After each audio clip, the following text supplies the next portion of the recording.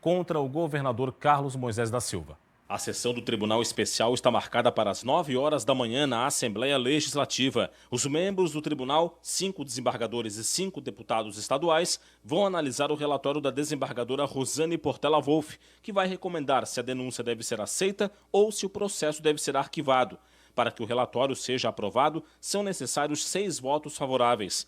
O segundo pedido de impeachment é baseado na compra dos respiradores, com pagamento adiantado e sem garantia de entrega, e na tentativa de construção de um hospital de campanha. O governador Carlos Moisés da Silva já foi absolvido no primeiro processo de impeachment, que tratava da equiparação salarial de procuradores. O Ministério da Educação decidiu hoje revogar uma portaria publicada nesta quarta-feira mesmo, que determinava a volta das atividades presenciais nas universidades para o mês de janeiro. A decisão foi tomada diante da repercussão negativa da medida. A Universidade Federal de Santa Catarina já havia se posicionado de forma contrária à determinação.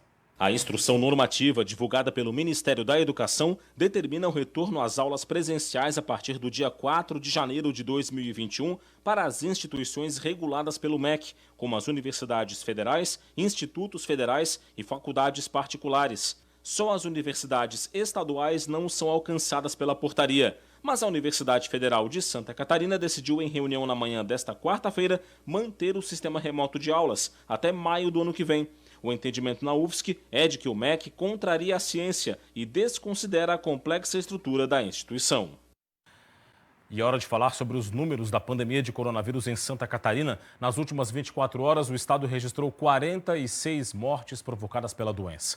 Com isso, o total de vidas perdidas para a doença, para o coronavírus, desde o começo da pandemia, 3.855, com um total de 378.621 casos confirmados. Foram mais de 5 mil novos registros nas últimas 24 horas. Total de pacientes recuperados, 341.732. A taxa de letalidade é 1,02%. E a ocupação de leitos de UTI também subiu, está em 85,7%. O número de casos em acompanhamento passou de 29.809 para 33.034. O prefeito eleito de Joinville, Adriano Silva, e a vice, Rejane Gambim, testaram positivo para a Covid-19. Os dois apresentaram apenas sintomas leves da doença. O resultado, confirmando que Adriano, de 42 anos, estava infectado, saiu nesta terça-feira.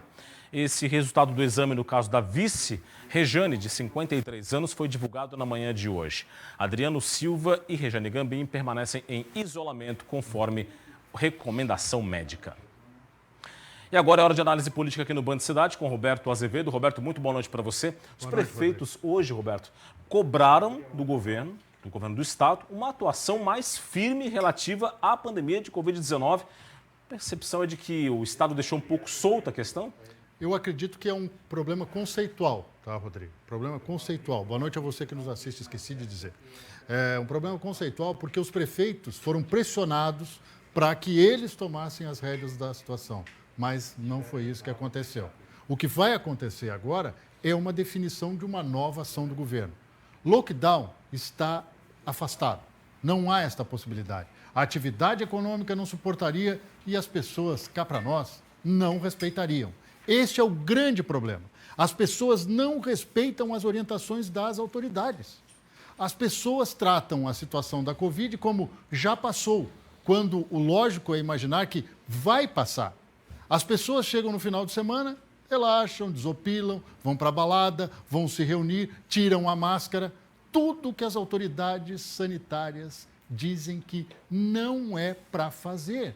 É praticamente uma negação da realidade em cima da realidade. Essa reunião que está acontecendo de forma virtual reúne o governador de Santa Catarina, Carlos Moisés da Silva, e os 20 prefeitos das maiores cidades de Santa Catarina. Há uma orientação do Conselho de Secretarias Municipais de Saúde do Estado para que estes prefeitos caiam na real. Ou seja, comecem a adotar medidas não entrando naquela do prefeito bonzinho ou do Estado mauzinho, mas sim de que todos estão no mesmo barco. Ela deve ser conclusiva para se tomar atitudes mais práticas e não para ficar naquele rame-rame ou até mesmo naquele lero-lero de dizer que não, o nosso município, a nossa região está fora do estado gravíssimo. Não tem mais isso, gente. Não tem mais isso, até porque grande parte do fracasso dos últimos tempos, dos últimos dias do combate à Covid em Santa Catarina é que o prefeito toma uma atitude mais restritiva e o do lado não está nem aí. Acha que é imune à doença. Não somos imunes à doença. Nós temos um problema sério para advogar, um problema sério para atuar, um problema sério para agir, atuar. Não dá mais para fazer proselitismo em cima da pandemia. Não acabou. Vem mais uma onda aí. E as vacinas, que vocês já viram, o próprio Ministério da Saúde já divulgou um cronograma, mas não sabe a quanto, quando e como vai ser feita a aplicação. Dito isso, um grande abraço e até amanhã. Até amanhã, Roberto. A EPAGRE emitiu um alerta meteorológico para a noite de hoje, a madrugada e a manhã de quinta-feira. A previsão é de alto risco de temporais com pancadas de chuva localmente fortes e acumulado significativo em curto espaço de tempo, raios e vendavais e até eventual queda de granizo. À noite, essa condição chega ao litoral sul e durante a madrugada e a manhã de quinta-feira estende-se às demais regiões. O motivo, segundo a EPAGRE, é a passagem do ciclone extratropical associada a uma frente fria. Veja a previsão para amanhã no Band Cidade.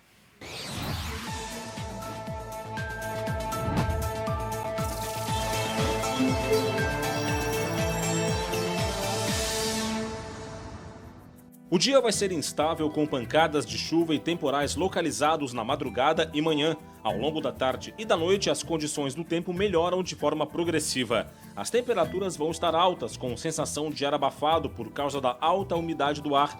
Em Florianópolis, mínima de 22 e máxima de 28 graus. Em Blumenau, variação entre 18 e 30 graus. Em Lages, mínima de 13 e máxima de 21. E em Chapecó, 17 de mínima e 25 de máxima. O Tribunal de Justiça do Estado decretou a ilegalidade da greve dos trabalhadores da CONCAP, que chegou hoje ao terceiro dia em Florianópolis. A liminar foi concedida pelo desembargador Paulo Henrique Moritz Martins da Silva e determina que o Sindicato dos Trabalhadores no Serviço Público Municipal de Florianópolis e os trabalhadores se abstenham de tumultuar a prestação de serviços em Florianópolis, além de não bloquear o acesso às unidades da CONCAP e não constranger trabalhadores que não participarem do movimento. Os funcionários querem reajuste salarial de 4,7% e vale alimentação de R$ 2,50.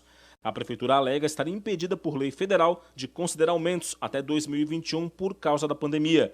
Mas a categoria afirma que o acordo é de 2019, assinado antes da pandemia de Covid-19. Uma empresa privada faz a coleta de resíduos na cidade, enquanto a greve não termina. A seguir no Band Cidade, alta temporada marca o retorno dos voos internacionais no aeroporto de Florianópolis e veja também as notícias do esporte. Pela Série B, Chapecoense volta a vencer e Figueirense empata em fora de casa. Os detalhes depois do intervalo, a gente volta já.